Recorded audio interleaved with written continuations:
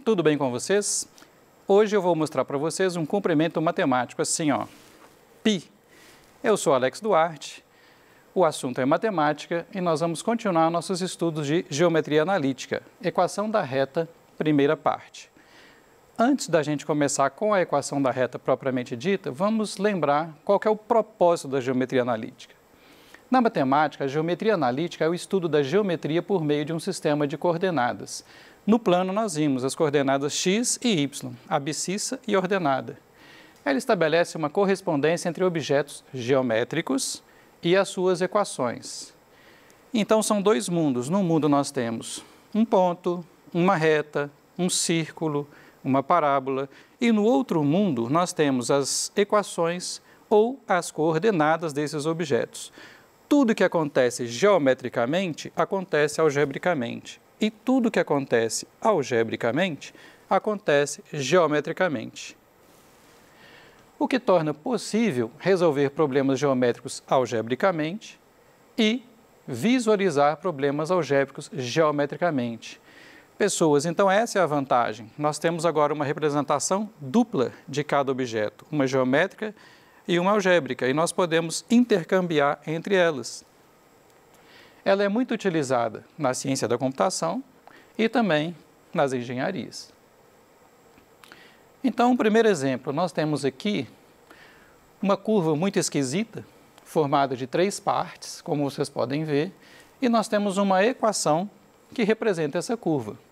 Não são parábolas, essa curva aqui nem nome tem.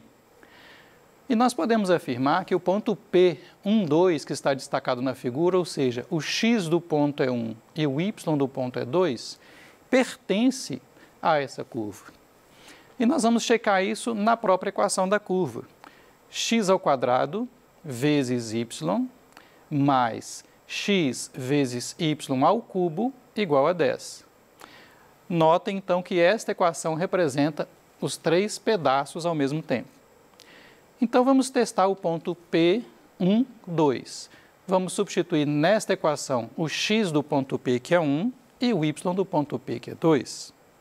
Então, vamos lá. X² ficou 1 ao quadrado, vezes o y do ponto é 2, mais o x do ponto é 1 novamente, vezes o y ao cubo é 2 ao cubo. Estamos afirmando que isso aqui tem que dar 10. Fazendo a conta, 1 ao quadrado dá 1, vezes 2, mais 1 vezes 2 elevado ao cubo dá 8. Isso deve dar 10. E, finalmente, 1 vezes 2 dá 2, mais 1 vezes 8 dá 8, igual a 10. 2 mais 8 igual a 10.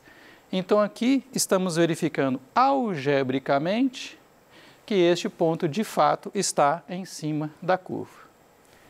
Pessoas, é claro que no ensino médio você não vai estudar curvas complexas como esta, mas isso é para dar uma ideia de que tudo que acontece geometricamente acontece algebricamente. E tudo que acontece algebricamente acontece geometricamente. Pensa assim, de maneira simples. O que satisfaz a equação está na curva. O que está na curva satisfaz a equação. Ao contrário, o que não satisfaz a equação não está na geometria, na curva. E o que não está na curva não satisfaz a equação. É uma correspondência. Bom, e o que nós queremos aprender a resolver hoje? A seguinte questão. No plano cartesiano, dados 2 pontos distintos A e B, como achar uma equação para a única reta que passa por esses 2 pontos? Então, vocês sabem que se nós fixamos 2 pontos, só existe uma reta que passa por esses 2 pontos distintos. Nós conseguimos desenhar essa reta. O que nós queremos fazer agora é, no plano cartesiano, achar uma equação que representa esse objeto, que é a reta. Então, nós queremos passar do desenho que nós conhecemos para uma representação algébrica, ou seja, uma equação. Antes disso, precisamos revisar alguns tópicos. do segundo ano. Vamos lembrar aqui que é uma matriz? Uma matriz é uma tabela de números. Aqui está representada uma matriz que é uma captura de tela de algumas células de uma planilha. Então, nós vemos aqui linha 1, linha 2, linha 3, coluna A, coluna B, coluna C, coluna D. Então, essa tabela de números é organizada em filas horizontais, chamadas linhas, e filas verticais, chamadas colunas. É uma matriz de números. Aqui eu escolhi só números inteiros não negativos, mas poderia ser qualquer tipo de número. Então, aqui nós temos a primeira linha, a segunda linha, a terceira linha. No Excel são representadas por letras, mas na matemática a gente pode representar por números. A primeira coluna, a segunda coluna, a terceira coluna e a quarta coluna. Esta matriz é chamada uma matriz 3 por 4. Significa o quê? Que ela tem 3 linhas por 4 colunas. Sempre nessa ordem. Primeiro você indica o número de linhas e depois o número de colunas. Esta matriz é uma matriz retangular, ela tem um aspecto retangular. Quando a matriz é quadrada, ou seja, quando o número de linhas é igual ao número de colunas, existe um outro conceito chamado determinante. E o que é determinante? Se a matriz é quadrada, ela vai ter um número associado a ela. E nós vamos aprender como que se calcula esse número. A regra mais popular para calcular esse número é conhecida como regra de Sarry, que é um matemático francês. Bom, a matriz, que está sendo chamada aqui de M, sempre a letra maiúscula, pode ser representada com parênteses ou com colchetes. Então, aqui nós temos uma matriz 3 por 3, 3 linhas por 3 colunas. E o nosso objetivo é achar o determinante de M, representado por det. Aqui embaixo a mesma coisa, só que se você preferir, você pode representar a matriz com colchetes em vez de parênteses. E nós queremos saber o determinante dessa matriz, ou seja, como que nós calculamos esse número que está associado a uma matriz quadrada. Na aula de hoje, só nos interessa o caso 3 por 3, que é o que nós vamos usar. O determinante em si, que é o número, é representado por 2 barras verticais. Então, em vez de escrever a palavra det com o nome da matriz, você pode também colocar 2 barras e colocar a matriz, sem os parênteses, sem os colchetes, os números da matriz dentro dessas 2 barras. Então, aqui é a matriz em si, e aqui embaixo não é a matriz, já é o determinante associado a essa matriz. Mas como que calcula? Então, nós queremos calcular este determinante do exemplo. Bom, nós começamos da seguinte maneira. Nós vamos repetir à direita do cálculo aqui as 2 primeiras colunas. Então, a coluna 1, menos 1 e 2 foi repetida aqui. E a segunda coluna, 2, 0, 2, foi repetida aqui. Nós fizemos uma cópia, um Ctrl+C, Ctrl+V, das 2 primeiras colunas à direita do cálculo. Em seguida, feito isso, nós vamos multiplicar nas diagonais. Pessoas, esta diagonal da matriz é conhecida como diagonal principal, a que começa no canto superior esquerdo e termina aqui no canto inferior direito, 1, 0, 3. Então, nós temos aqui 3 produtos no sentido da diagonal principal. O que eu quis dizer com estes sinais de mais? Quer dizer que vai dar positivo? Não, quer dizer que nós vamos fazer o produto e vamos manter o sinal que a gente encontrar. Então, 1 vezes 0 vezes 3... deu 0, você não precisava nem escrever. 2 vezes 4, 8, vezes 2, 16. Então, 2 vezes 4 vezes 2, mais 16. 3 vezes menos 1 dá menos 3, vezes 2 dá menos 6. Você mantém o sinal, deu menos 6. Lembrem-se que é produto, não é soma. Então, no sentido da diagonal principal, você faz o produto e mantém o sinal. Se for positivo, fica positivo. Se for negativo, fica negativo. No outro sentido, esta outra diagonal é conhecida como diagonal secundária. Você também vai fazer o produto, só que você vai trocar o sinal do resultado. Bom, para o 0 não fez diferença. 3 vezes 0 vezes 2 dá 0.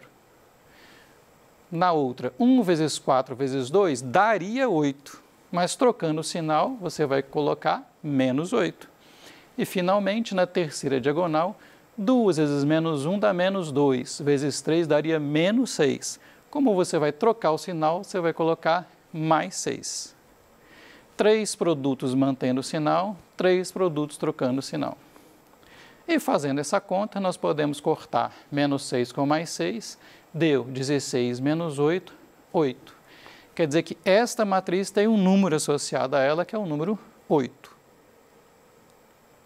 Bom, então agora o nosso problema. Dados os pontos A e B, no exemplo aqui, A menos 1, 5, x igual a menos 1, y igual a 5. E o ponto B, x igual a 2, y igual a 14. Está aqui a reta que foi chamada de R, que passa por esses dois pontos. Como nós vamos achar uma equação para a reta R? Então, nós vamos montar exatamente um determinante.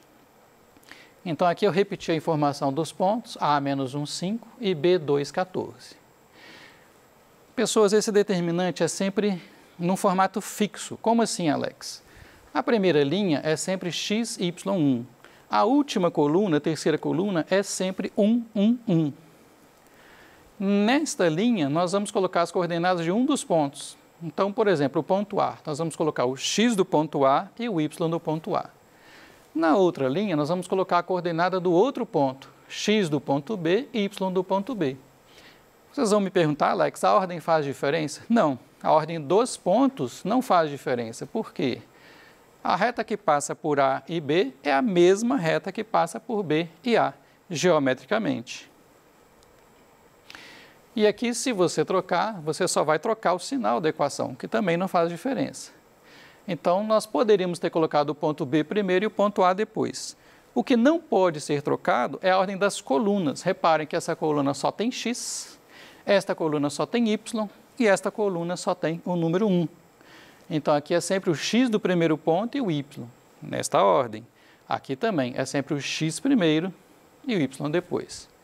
E este determinante nós vamos igualar a zero.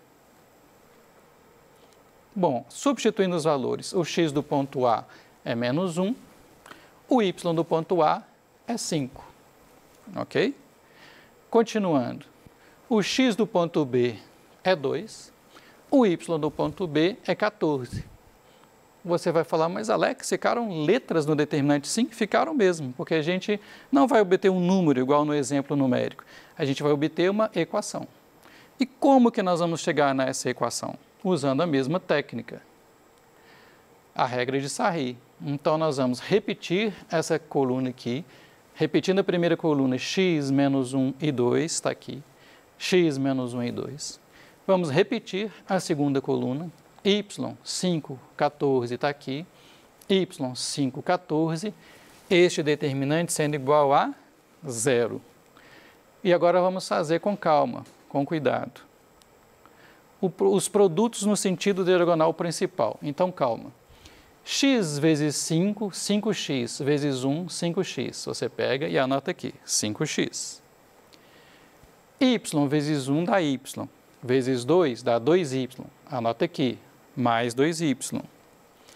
1 vezes menos 1 dá menos 1, vezes 14 dá menos 14. O sinal está sendo mantido.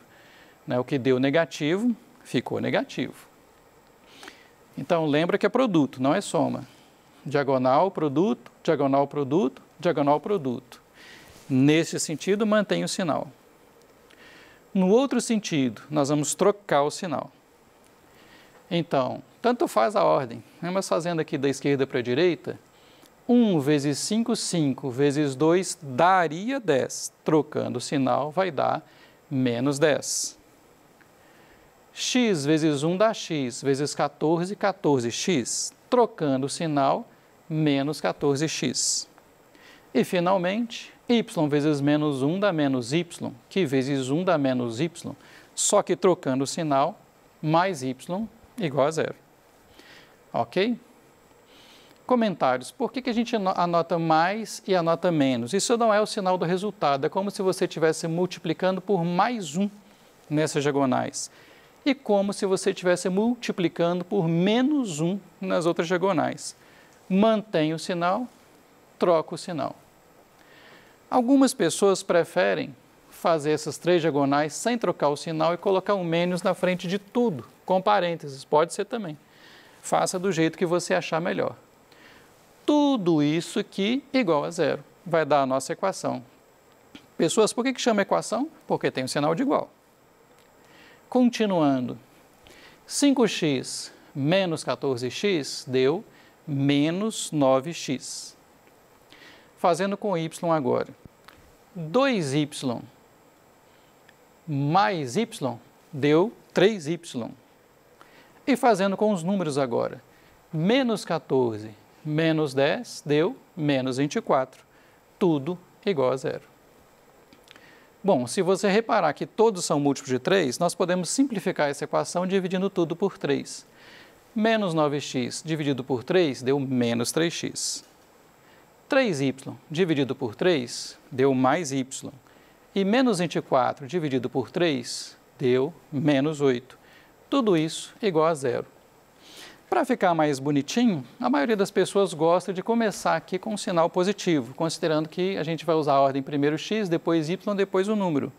Então, nós podemos multiplicar tudo por menos 1, o menos 3x trocando de sinal dá 3x, o y trocando o sinal dá menos y, e o menos 8 trocando o sinal deu mais 8. Então, ficou 3x menos y mais 8 igual a zero. Gente, na matemática, essa equação, né, que tem todo mundo igual a zero, geralmente é chamada de equação geral. Pode ser de uma reta, pode ser de um círculo. Então, a equação geral da reta vai ser assim, né, um número vezes x, um outro número vezes y, uma constante igual a zero. Ok? Muito bem. Em vez de fazer isso que nós fizemos, nós poderíamos também ter feito o seguinte, nós poderíamos, neste ponto aqui, ter isolado o y. Então, nós vamos passar o menos 3x para lá e o menos 8 para lá e vamos isolar o y. Fazendo isso, o que aconteceu? O menos 3x passou para lá, trocou de sinal, entre aspas, ficou 3x. O menos 8 passou para lá, ele era negativo, passou para lá, ficou positivo, deu 8, então ficou y igual a 3x mais 8. Esta equação da reta com y isolado é conhecida como equação reduzida e em outra aula nós vamos falar muito mais sobre ela. Um comentário interessante é que a equação geral da reta não é única. Por exemplo, aqui ela estava com sinais trocados. Nós multiplicamos por menos 1. Se você quiser, você pode multiplicar a equação por 10. Vai ficar 30x menos 10y mais 80 igual a zero. Continua sendo uma equação geral da mesma reta. É claro que quanto mais simples ela for, melhor. Mas ela não é única. Já a equação reduzida, ela é única. Com o y isolado, toda reta tem apenas uma equação reduzida. Então, ela é interessante nesse sentido. Bom, então vamos recordar? O nosso problema inicial era o seguinte, dados dois pontos distintos A e B, achar uma equação para essa reta, né, que nós descobrimos que é essa equação aqui, 3x menos y mais 8 igual a zero. Vamos verificar que esses dois pontos realmente estão nesta equação?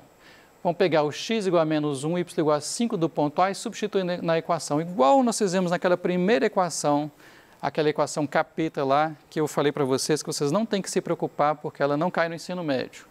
Mas essa aqui é bem mais simples. 3 vezes x ficou 3 vezes menos 1, menos o y, que é 5, mais 8. Deu menos 3 menos 5 mais 8 igual a zero, que é verdade. Substituindo do ponto B, 3x é 3 vezes 2, menos o y do ponto B é 14, mais o 8. 3 vezes 2 deu 6, menos 14 mais 8, também deu zero. Então, esses dois pontos realmente pertencem a essa reta. Tem uma última questão, que eu vou falar também bastante na outra aula. Por esses dois pontos passa, então, essa reta. Mas quem garante que esta equação que nós achamos representa uma reta? Tem outros objetos que se passam nesses dois pontos. Por exemplo, uma parábola. Talvez você lembre que não pode ser, porque a parábola é a equação do segundo grau. Tem um círculo também. Tem um Tiranossauro Rex também. Então, depois nós vamos caracterizar melhor essa situação e ter certeza do formato da equação da reta. Muito obrigado e até a próxima aula.